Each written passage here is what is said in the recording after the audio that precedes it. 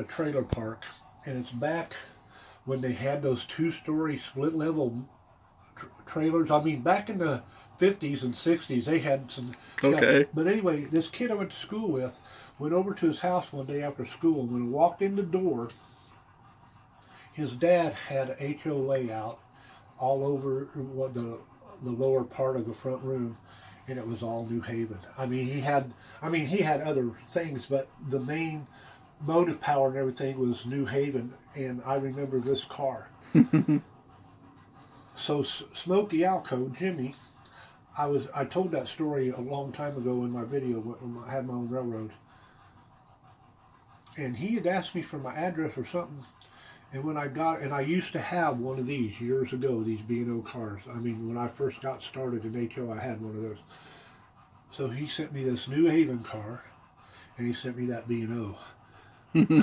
That's why this 50-foot car is on the railroad. I was going to say, because if the 50-foots are just a little tad out of date for this railroad? No. It takes up too much room in my yard. If Oh. all these were 50 foot, I'd have to. Right. So, and then there's a 50 footer on that engine that's getting ready to come out of the tunnel right here. That was a gift from a subscriber. The green light flickered. Yeah. This is Grand Trunk Western. This is some of the Herald stuff. And there's a Canadian Pacific like this that his brother painted years ago, and those will always be on the railroad. And this is one of Harold's cars from his old railroad stuff, so that'll always be on here. And I've told this story before, but I can tell you some stories about some Muncie and Western box cars down there, and that nickel plate box car right there. Why does that sound like it's falling off the track? Yeah, just might have rattled that. But this is the other 50-foot car, and this is model railroader, and this is way too modern. But I love that car, so it gets to stay too. So what is that, a covered? It's just a covered gun. Is it for coils, or what, or scrap, or? I don't know. It's Detroit, Toledo, and Ironton, ain't it? Yeah. But anyway, it's got a little bit of weathering done to it, and I just love that car, so it gets to stay too.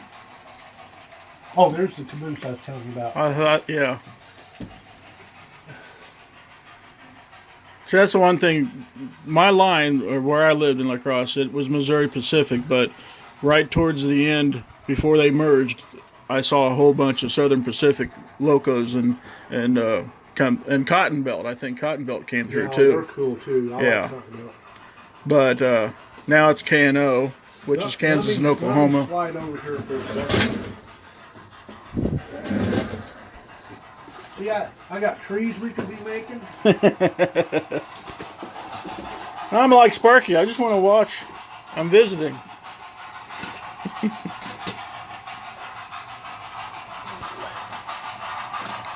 That firebox is cool.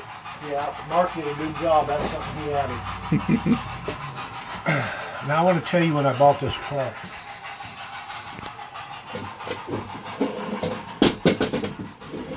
I like this. The lines of the original benchwork are on the floor still. No, that's...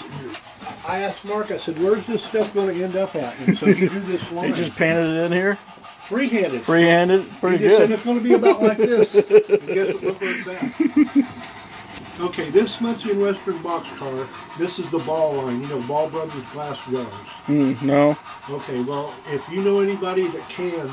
okay. And you ask them, have you ever bought any Ball jars? 9 times out of 10, they're going to say, yeah. Okay. That and curved glass. But anyway, so this was it from my hometown, Muncie and Western Railroad.